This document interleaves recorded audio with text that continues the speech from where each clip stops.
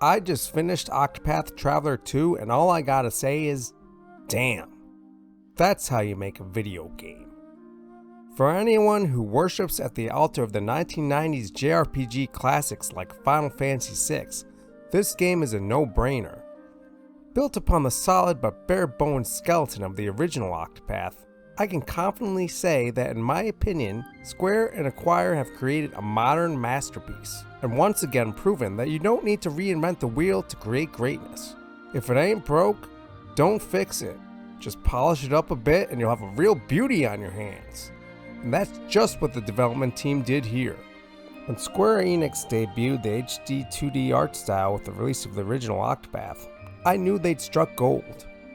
The marriage of old school pixels with modern polish was so attractive yet so simple. It was the sort of thing that would make you think, why didn't anyone else think of this?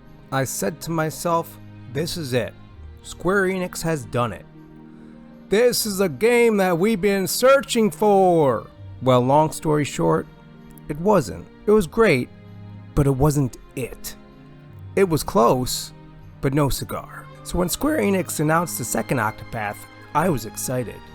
Could Square Enix make the necessary changes to get the sequel over the hump, or would it just be a rehashing of the same game?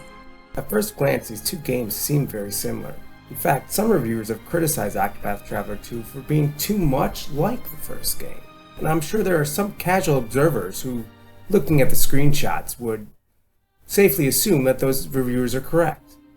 So what is it about this game that makes me think that those reviewers are actually incorrect? To me, Octopath Traveler 2 reaches the heights of the JRPG genre. And although I enjoyed the first game very much, I couldn't quite say the same thing about it. The original Octopath Traveler burst onto the scene in 2018. The Nintendo Switch was fairly new back then, and Octopath Traveler was just the sort of JRPG goodness that the system needed.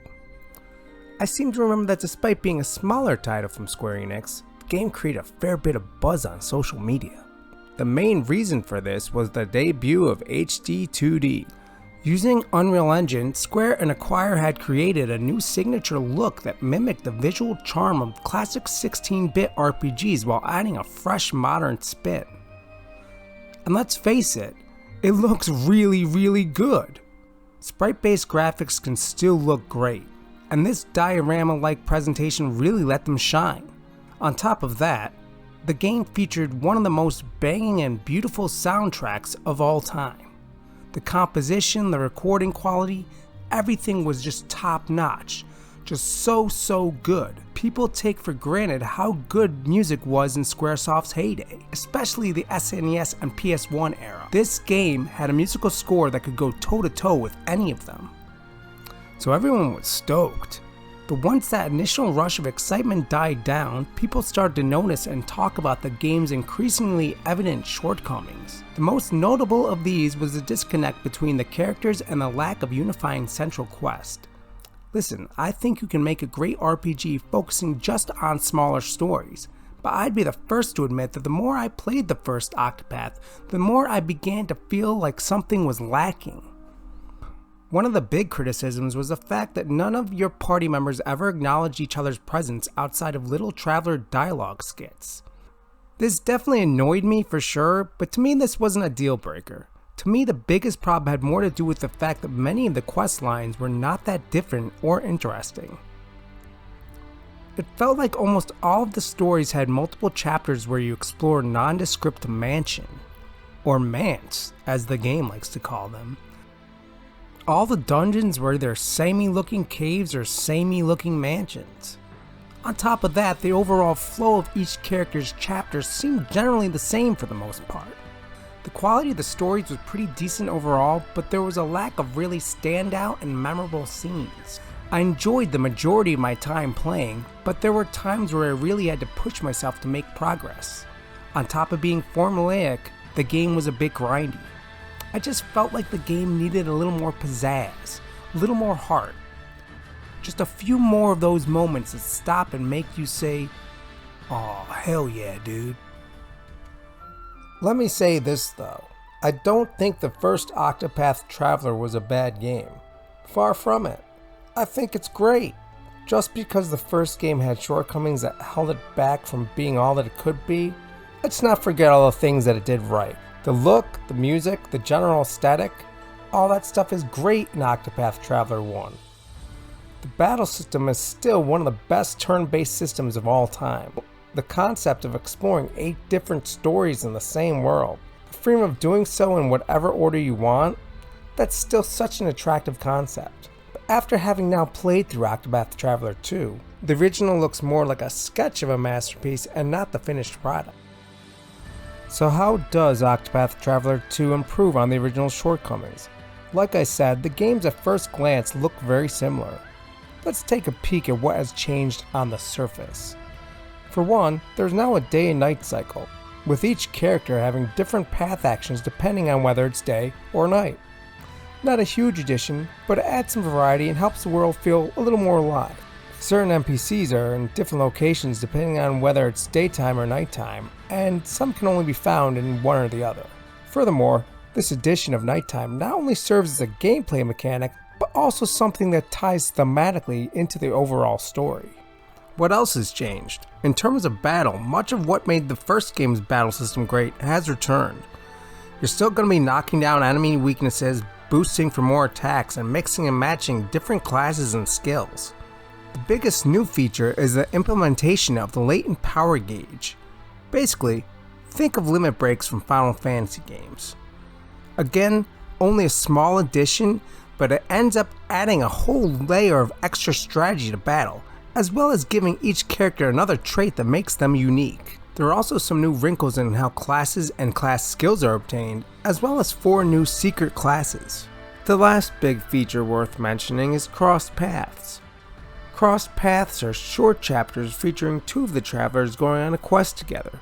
For example, Throne and Temnos go on a quest investigating a rumor of hidden treasure in a church cathedral, while Ochette and Casti have a quest investigating a monster that has been interfering with the town's food supply. These crossed paths chapters are not as in-depth or long as a normal character chapter, but it is nice to see dialogue and interaction between some of the characters outside of the traveler skits. So these are the most apparent additions that people are going to see at first glance. These new features are cool, but it doesn't seem like much has changed. But like I said in a previous review, when it comes to creating a captivating quest, it's the little things, baby. Although the changes sound small, all these new inclusions are more than the sum of their parts on paper. And besides that, it's hard to quantify certain things by just listing them in an essay. Octopath Traveler 2 made me feel things I didn't feel when playing the first game. I immediately found the world of Celestia to be a much more interesting place to explore. And when I say this, I mean both from a visual sense and from a storytelling sense. One of my biggest problems with the original Octopath was level design, both on a macro level in terms of world map, and on a micro level in terms of the actual dungeons, towns, and locales your party traversed across. Astera wasn't a badly designed world. In fact, compared to many lesser RPGs, it's pretty darn good. But now that I have traveled the roads of Celestia in Octopath Traveler 2, I can only help to think that it was kinda bland. Celestia is a much more varied, livelier place. There's towns like New Dulceta, which is aesthetic as one of a sort of turn of the 20th century Vegas. Or maybe like 1920s Atlantic City, I don't know. Honestly, it kind of felt like the town of Crossbell from Legend of Hero games in some way. So there's that. There's also a Wild West inspired frontier mining town. There's a massive ancient Chinese inspired fortress castle town. There's a quaint pilgrim town with a beautiful old church. There are rainbows, there are lighthouses, there are boats, little boats and big boats. In fact, you can acquire a big old boat for yourself and explore the high seas. There's not a ton to find out there, but there are several secret locations, items, and bosses. Sea travel is just another small feature that makes the world of Octopath Traveler 2 feel more alive. I can't quite put my finger on it, but I just felt a greater desire to explore in this game. Many times, when playing the first Octopath, I felt like I was wandering aimlessly through samey areas.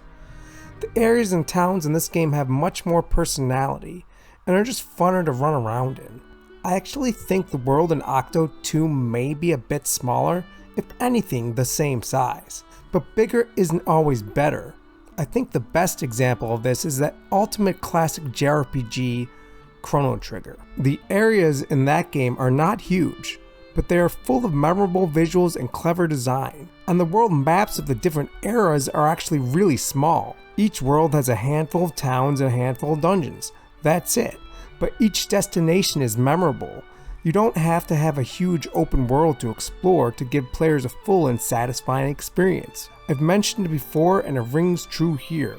Sometimes less is more.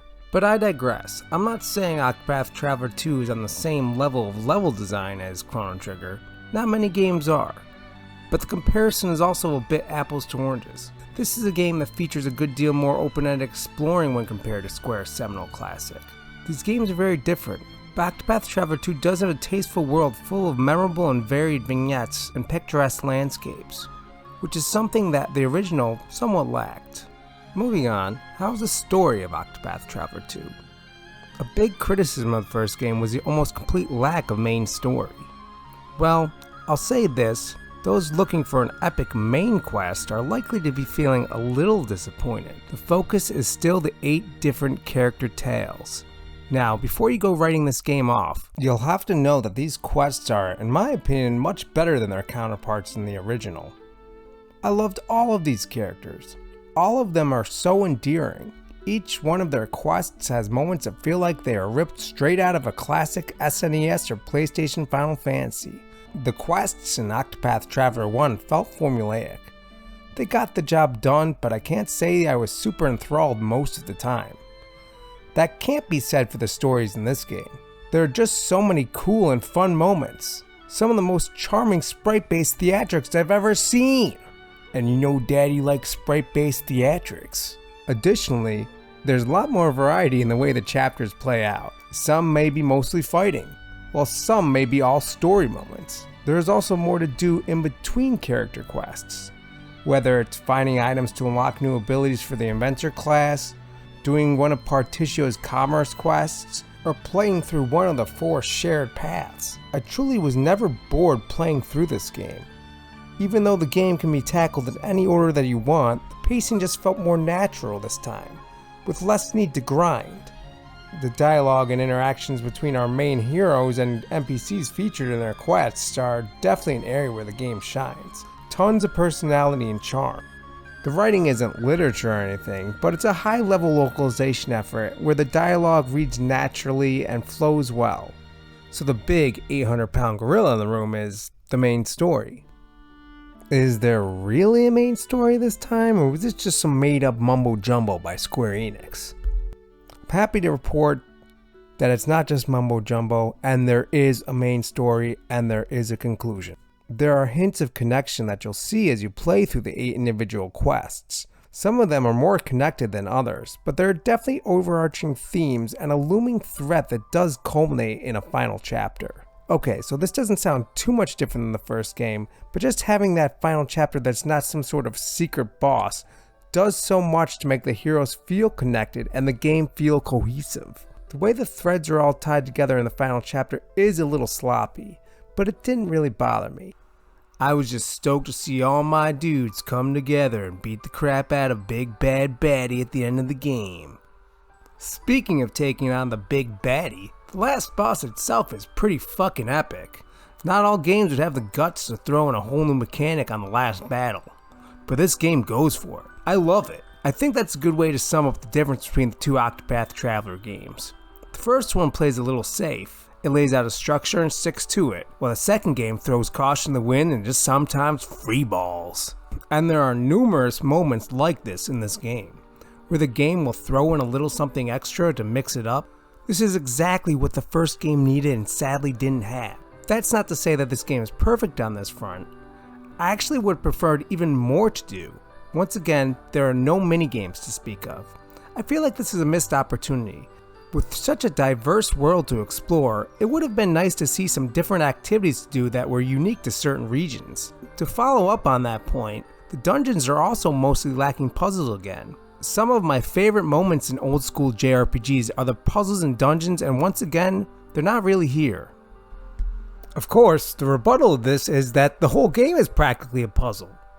With all the character actions you can perform on NPCs, such as learning new attacks, using them for dances, or having them provide support, there's a ton of stuff here.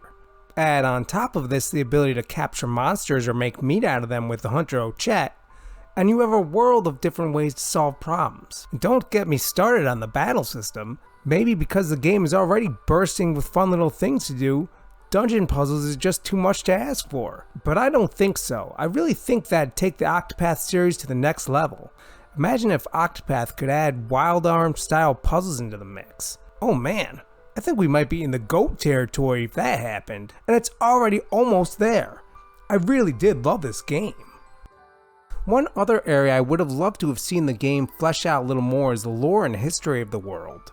What is here is fascinating. You get the sense that the world has an interesting story to tell. The game does give you little snippets of interesting lore, but you really have to dig to find it, and none of it is outright explained to you in great detail.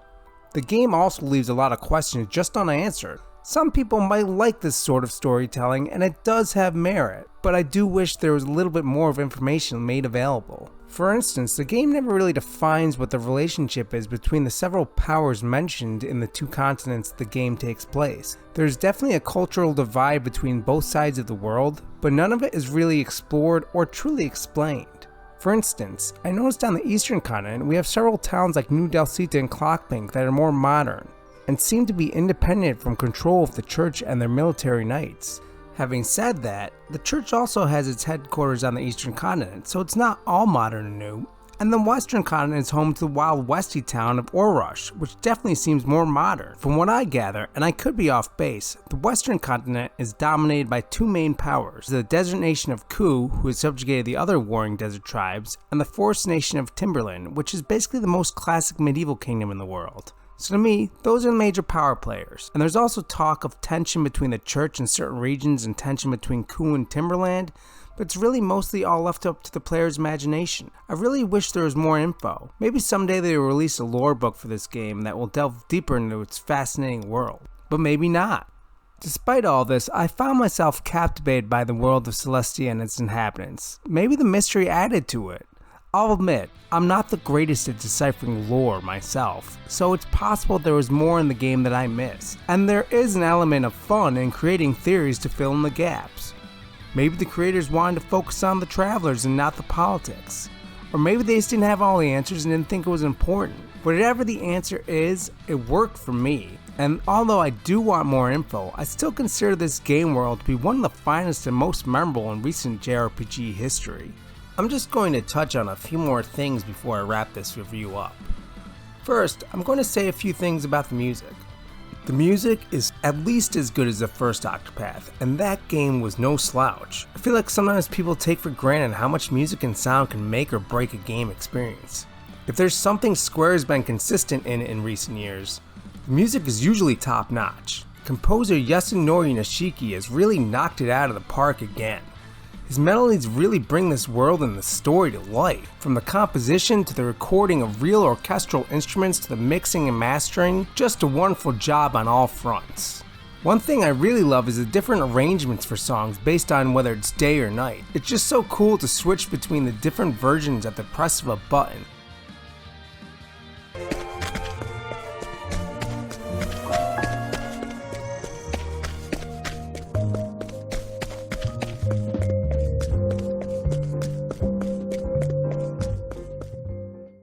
That's just such a cool little touch. The sound design is also great. Sound effects are crisp and punchy. Everything just sounds so polished. And the English voice actors did a great job. Some of the delivery of lines is not perfect, but overall, I like the voices for all of the different main characters. I can't say that there was one that sounded off or was annoying to me. Just a real solid job on that front. And the last thing I want to mention is the graphics. While very similar to the original outing, there is an extra layer of refinement and polish. Though the technical improvements are not huge, the artistic vision is much stronger. There's just a little more frosting on top. It's like if you ate some ice cream and thought, that's pretty good. And then you put some sprinkles on it and thought, oh god damn, that's the best ice cream I've ever had. That's the analogy I'd like to think fits for the difference between the visuals in Octopath Traveler 1 and 2. We live in an era of widespread self-reference and worship of nostalgia. How many quote-unquote new movies these days are reboots or rehashes of other movies that we remember? The same can be said for games. This is an age of rampant copycat-itis and imitation. Go on to any digital storefront and you will be bombarded with choices that look the same. How many different games can you find that on the surface mimic the aesthetic of some of the classic games from our childhoods? The number is obscene. And that's not to say there's anything wrong with that. I love pixel art games that look like games from the 16 and 32-bit era. I'm probably the prime audience for that stuff. But for the most part, unless you know what you're looking for, it can sometimes feel like you're swimming in a sea of mediocrity. This modern time of abundance can certainly be a double-edged sword. It's because of this that when a game like Octopath Traveler comes out, people take notice.